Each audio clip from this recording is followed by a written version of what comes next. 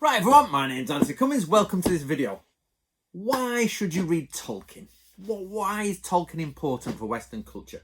There are tons of fantasy books out there and there are some excellent fantasy books. So people come across and say, okay, why should we read Tolkien? And the reason is because Tolkien and his work is pretty much a foundation for understanding Western culture. So it's not just a fantasy book where you go off into a land of dragons. Now, it's famously said by Tolkien, I must admit, if you know the answer to this, where exactly did he say it? But it is said by Tolkien, or so it is reported, that he wanted to create a mythology for the Anglo-Saxon world, for English people. Now, why would we want to do that? Surely the English people have got a long history and a long understanding of their own culture. Actually, no, we don't. So the English, the Angles, which we say Anglo-Saxon, but that basically means people from Germany, Scandinavia, you know, this sort of like rim of Europe here, from North Germany, Denmark, and starting to go into the upper types with all the Jutes and the Frisians and the Angles and the Saxons. That's all encompassed by Anglo-Saxon.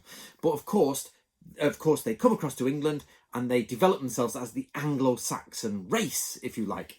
Now, and they have their own poetry, they have their own mythologies, they have everything. These are shared by the Scandinavian tribes, such as, you know, we know the Odins and all that sort of stuff, and other peoples. However, the Irish have their own system, and they actually, because they're from a Celtic, even though they're all Indo-European, they're from a Celtic line. So they have their own gods, and even though they're connected at times, they genuinely have created their own mythology, their own identity, even though it's connected to the Anglo-Saxon and the Scandinavian one in some sense, in the sense that it's actually Indo-European. But you get what I mean. Sorry, I'm rambling now, but you get the idea. So we have the Irish people writing down their stuff when the Christian monastery, Christians are doing it in the monasteries. They're writing down some of the Irish stuff. I've got a ton of it over there. And then Scandinavians, when they go Christian, they're actually writing their stuff down. But where's the English stuff? Where's the Anglo-Saxon English stuff? And what happens is, in 1066, of course, the Normans, which are Christianized Vikings, Northmen, basically raiders that were going around, were planted in Normandy. They came over, kicked the English's ass, basically, and made everyone speak French. That's why we don't like the French. We love you really, boys.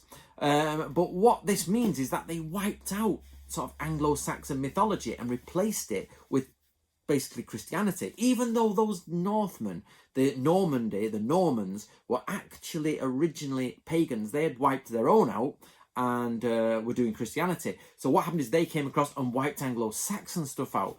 So all we have of Anglo-Saxon life beyond archaeology is this.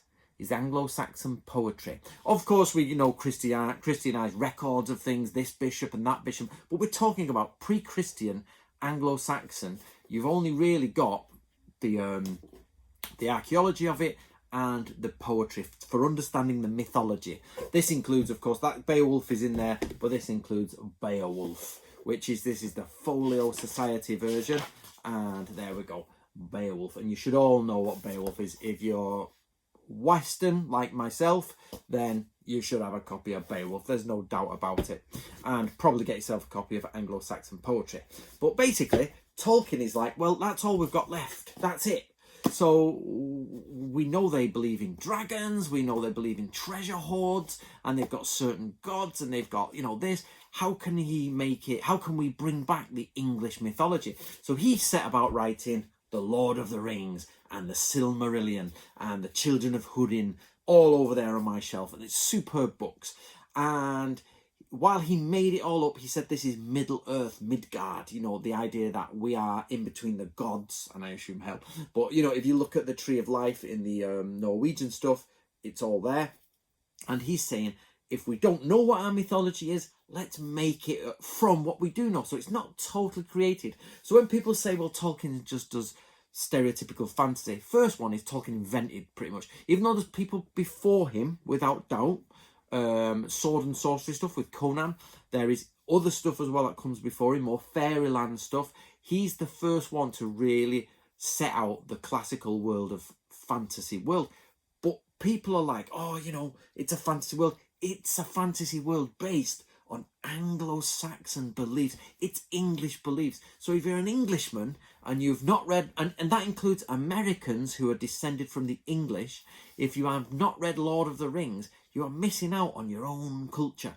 So basically, go get yourself a copy of Lord of the Rings, read it or listen to it on audiobook, which is what I do sometimes, and then start to get that feeling of Anglo-Saxonness. So for example, if you've all seen the film, King Theoden's there, he's getting his armour strapped on by Gambling, or whatever it's called, and he's like, where is the rider?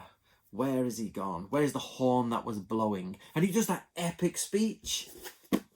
Anglo-Saxon poetry. It is basically a rewriting of a poem called The Wanderer, which is basically about a guy who used to have like his thanes about, or he was a thane, or whatever you want to say. He was basically a houseman of this guy, and he's now no longer. He's an old warrior. It's gone. The days of heroes are gone, etc., etc. And that's what Theoden is saying. Is like, where have the days? They've gone down in the west. Why have we collapsed? So, which is superb. So basically,